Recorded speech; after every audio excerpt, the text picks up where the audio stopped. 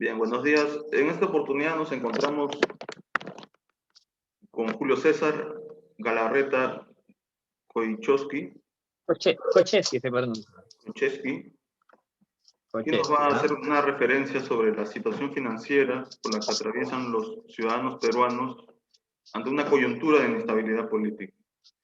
Julio César Galarreta Kocheski nació el 5 de junio de 1986 en Pativilca, Barranca, Perú. Realizó estudios de estadística en la Universidad Nacional Mayor de San Marcos y también en IFB Certus. Actualmente trabaja en un negocio de casa de préstamo y empeño. Muy bien, la primera pregunta es, ¿cuál es la situación financiera en el Perú frente a una inestabilidad política? Bueno, al menos actualmente estamos viviendo este tema de la inestabilidad política, ¿no? Podemos estar viendo desde mi punto, o sea, desde el mismo negocio que en sí es el tema de solucionar las necesidades en temas de préstamos. Vemos pues un desbalance frente a los años anteriores, ¿no? Debido a la inestabilidad que esto causa, las bajas inversiones de empresas extranjeras hacia nuestro estado, lo que genera pues una reducción en el empleo y bastante informalidad, ¿no? Entonces ahorita el peruano que antes pues, incluyendo la pandemia que nos vino para rematar, antes pues el peruano buscaba, siempre tenía un plan A o un plan B en caso de repente algo le fallara en sus ideas de negocio, pero hoy en día pues la gente va por el plan A, de repente que es el trabajo estable, de ahí va por el plan B, que es el trabajo informal, y aún así todavía anda pues ajustado, ¿no? Debido a que inclusive su mismo trabajo informal no le está rindiendo frutos. Ahora, esto se ve reflejado, ¿por qué? Ya que en la casa de empeño la gente por lo general viene, deja pues sus cosas, por un préstamo temporal en sí, y una vez que pues termina de cancelar la deuda, se procede a la devolución del artículo.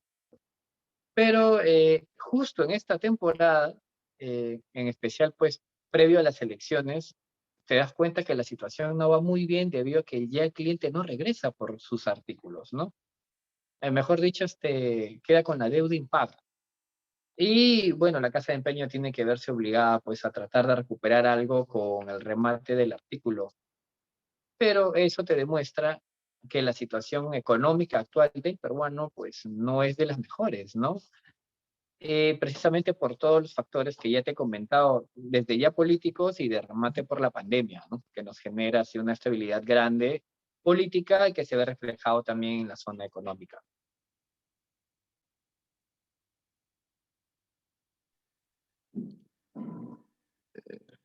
Muy bien. Ya que nos has comentado sobre esta dinámica económica, ¿no?, que se realiza a las personas que están, digamos, transando, ¿no?, con esta casa de préstamo y empeño. ¿Cómo funciona esta dinámica? ¿Nos podrías contar, es decir, cómo se genera, cuál es el proceso que tiene el cliente con todo lo señalado? Claro, primero tendríamos que entender, porque hay muchas personas, inclusive amigos que tengo que pues a veces desconocen qué cosa es una casa de empeño, ¿no? Podemos poner como de repente en el primer lugar lo más conocido, lo más grande, lo más usual serían los bancos, ¿no? Que realizan préstamos hacia las personas de a pie, incluyendo empresas. De ahí, de repente no, tal vez no tienes para acceder a un banco, podría ser una financiera. Los intereses en la financiera son un poco más altos porque tienen más riesgos, asumen más riesgos, pero llegan pues a las personas un poquito más alejadas o con historial crediticio en amarillo, vamos a decirlo así. De ahí tenemos pues en las cajas de las cajas municipales, las cajas de ahorro, ¿no? Y hasta cooperativas de ahorro y crédito. Y como última instancia está la casa de empeño. Vamos a decirlo como una última instancia legal, ¿no? debido a que pues después de la casa de empeño ya vendrían estos prestamistas informales, vamos a decirlo así, que serían pues los conocidos como los colombianos, venezolanos y X personas también pues de nuestra nacionalidad que se dedican a hacer ese tipo de préstamos.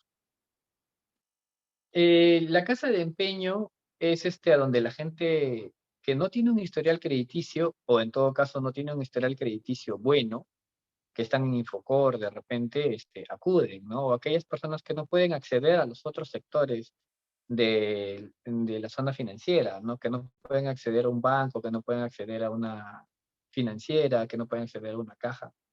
Entonces, como última instancia legal, vamos a decirlo así, recurren a una casa de empeño, ¿no? La casa de préstamo y empeño se considera más que un interés, lo que se cobra una comisión por la disposición de efectivo. Tú traes un artículo, nosotros valuamos el precio promedio del artículo que puedas tener, vemos cuánto cuesta en el mercado de segunda, vemos el estado del mismo, si es aceptable, y nosotros te damos un crédito, vamos a decirlo así, o un préstamo a cambio del artículo que tú estás dejando, ¿no? Por la prenda que tú dejas. El valor es promedio, sí, el valor es promedio al 50 o al 60% del valor del artículo. Bueno, cada casa de empeño tiene ya una política diferente de acuerdo pues al riesgo que vaya a tomar, ¿no? Y en base a eso también se cobra una comisión por la disposición, por la transacción, vamos a decirlo así, ¿no? Que ya es lo que la gente de a pie conocería como el interés de que se le va a cobrar por ese artículo. Los contratos siempre son mensuales, ya que por lo general la gente viene al mes nomás, siempre son préstamos cortos, ¿no? No son como en el banco que sea, es un préstamo a 3 años, un préstamo a 4 años. En este caso son préstamos cortos, rápidos, ¿no? Entonces, como sabes que en 2 semanas vengo, en un mes vengo, por lo general el contrato siempre es al mes, aunque el cliente regrese un poco antes, ¿no? Hay algunas casas de empeño, pues, que deciden ponerte mayores cantidades por tu artículo asumiendo mayores riesgos. Ojo que esas casas de empeño tienden a, si es que no estás en Infocor todavía, te lo tienden a mandar a Infocor en caso de quedara sin pago. En mi caso, no. En mi caso, consideramos que el artículo es el medio de la garantía de pago y en caso no nos pudieras pagar, aunque tengas toda la intención, pero no tengas el dinero, en caso quede impago la deuda, el artículo paga por usted, ¿no? Y si deseas un nuevo empeño, puedes venir con otro artículo y seguimos trabajando, aquí no pasó nada, ¿no? Tu deuda ha sido cancelada por el artículo que has dejado. Entonces, es rápido, sencillo, ¿no? Dejas un artículo, evaluamos el artículo, recibes el dinero y nos estamos viendo al mes cuando ya toca abonar y cancelar la deuda, ¿no? Lo bueno es pues que en este año, bueno, en estos años ha habido más gente agradecida que gente que pues que pueda considerarse afectada, ¿no? Por lo general siempre el negocio ha ido creciendo así de a poco. Se empezó con los vecinos de la zona y ahí se fue haciendo y expandiendo un poco más, ¿no?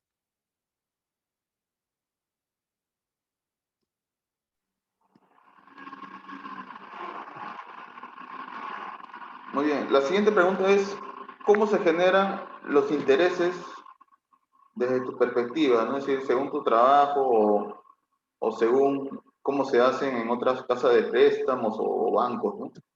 ¿Y cómo se genera Bueno, esa dinámica? en la casa de empeño, como te comenté, no es que se considere un interés, ¿no? Se considera más como una comisión. Si tú revisas, por ejemplo, el contrato no viene con la palabra interés, viene con la palabra comisión. La comisión por la disposición del efectivo, no es como, es una comisión por hacer tu equipo efectivo, convertir tu equipo en dinero. Y claro, al de a pie ya le tienes que decir que es interés porque pues se tratar de explicarle al ciudadano de a pie y estar complicando lo que la comisión y todo lo demás es marearlo, ¿no? Entonces, decir lo más transparente posible, a ellos se le dice en ese lenguaje interés. Ahora, el interés va de acuerdo al artículo que está dejando, ¿sí? Y el riesgo que uno va a tomar por el artículo. Ejemplos. Por ejemplo, si un cliente viene con un artículo costoso, digamos, pues un televisor 60 pulgadas de las últimas que salieron, entonces, pero el cliente pide poquísimo, tal vez 200, 300 soles, que es un valor demasiado inferior al artículo, entonces se le cobra una comisión más baja. ¿Por qué? Porque el riesgo es mucho menor, el cliente pide solo lo que necesita, entonces al ser un riesgo menor también al menos nosotros consideramos cobrarle una comisión menor. En cambio, si el cliente trae un artículo, ejemplo, un artículo que ya es de 2012, que sí funciona, es funcional, pero ya tiene sus añitos, indica que pues, en cualquier momento se puede averiar ese artículo, inclusive cuando ya no los usas, también se pueden averiar, ¿no? Estando en almacén. Y te piden montos altos, todo el monto que su artículo pueda cubrir, entonces la comisión es mucho mayor debido al riesgo que nosotros asumimos. Ahora, entendemos por 2 o 3 cursos que había llevado con el tema del interés ya en el CERTUS, que sí, pues el interés va de acuerdo al riesgo que uno va tomando, ¿no? Entonces, si tú pides, por ejemplo, un préstamo alto y no demuestras, o en todo caso, no puedes demostrar que tienes mucha liquidez para poder estar abonando, si en caso te aprobaran ese préstamo, si no es en el banco, en una financiera, el interés va a ser mucho mayor, ¿no? Por eso es que las financieras tienden a cobrarse un poquito más que un banco, debido a que la financiera por lo general tiende a arriesgarse más para con el cliente que un banco, ¿no? Entonces ellos suelen ir a prestar, por ejemplo, a las personas de los asentamientos humanos, a las personas con negocios independientes o informales. Como toman un riesgo mayor, tienen a cobrarte una comisión mayor. Casi lo mismo pasa con la casa de empeño, ¿no? Todo va de acuerdo al artículo. Eh, He estado mirando, claro, en otras casas de empeño lo que ellos cobran, como aquí en haciendo un estudio. Y claro, ellos tienen que cobrar inicialmente también una comisión mayor debido a que ellos asumen y te tienden a prestar montos mayores de lo que incluso cuesta tu artículo, ¿no? Y por eso también sus comisiones son de tope. En cambio, las nuestras son un poco más bajas debido a que por lo general tratamos de buscar un punto medio entre que el cliente se vea beneficiado y que también nosotros nos veamos beneficiados de igual manera con el empeño, ¿no? Entonces, nuestras comisiones siempre son más asequibles que las comisiones actuales del mercado dentro del rubro de las casas de empeño.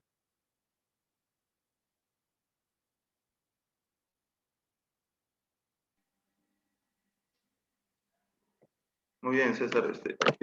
Finalmente, ¿no? La última pregunta, ¿cómo ves el negocio de los bancos que tienen mayor publicidad, ¿no? Y que también son más conocidos por la ciudadanía, ¿no? Como por ejemplo, no sé, el Banco de la Nación o el Banco, El BCP, que es el más el conocido, ¿no? BCP, ¿no? ¿No? Frente a tu negocio de préstamos y empeños, ¿de alguna manera repercute Ah, negativamente? mira, desde mi punto de vista, no nos repercute. Debido, como te digo, si bien el BCP es un negocio bastante grande, pues abarca, vamos a ponerlo al BCP como referencia, porque también tenemos al Interbank, ¿no? Y hay otros bancos de menor escala, pero el BCP sería como que el más conocido, el más concurrido que está casi todo el Perú, ¿no? Es más, mira, hace unos días me fui a la B de Ciudad de Tingo María y ahí hay BCP también y no hay otro banco más, ¿no? Bueno, y el Banco de la Nación. Pero el BCP siempre pues está por ahí por brindar los mejores servicios, no solo de manera presencial, sino también de manera virtual con buenas plataformas, ¿no? Como su plataforma web y las plataformas de cartera digital, ¿no? Como el Yape, que es bastante famosito, ¿no? Yapéame todo con el código QR, para que sí es bastante fuerte el BCP en cuanto a tema financiero.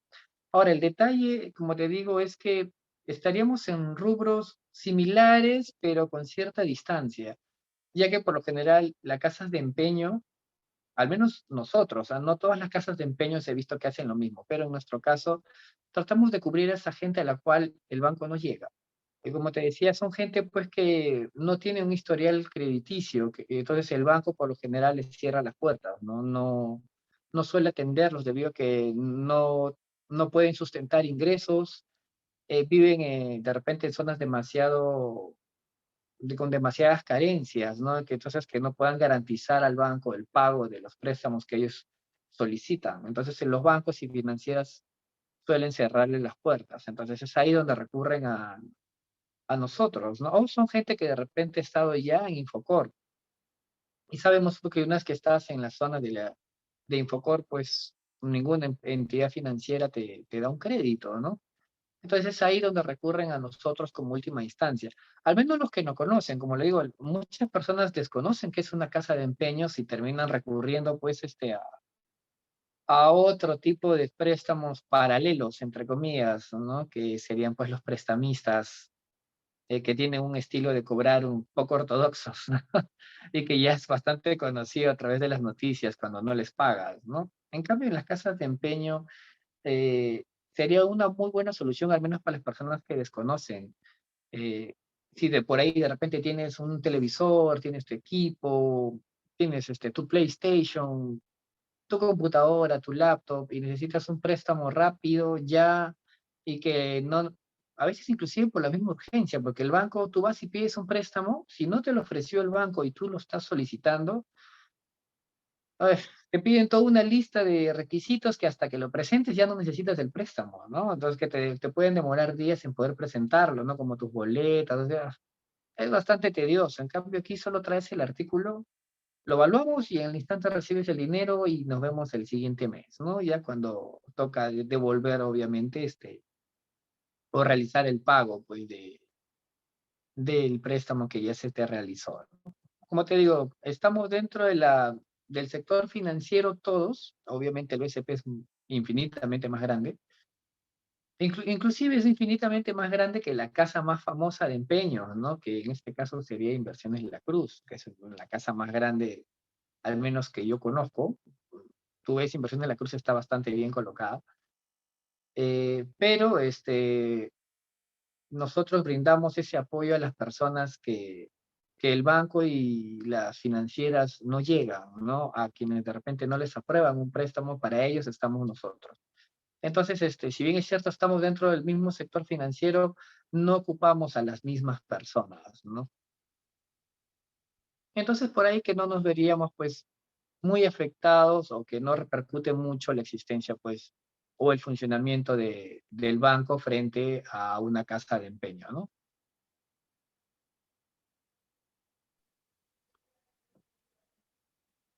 Listo, César. Entonces, has dado por respondidas, ¿no? Las preguntas que Ah, te sí. hemos proyectado Bueno, y la verdad, al menos todos están dentro del rubro, ¿no? Y son bastante fáciles ya para alguien que se ha dedicado a este tema.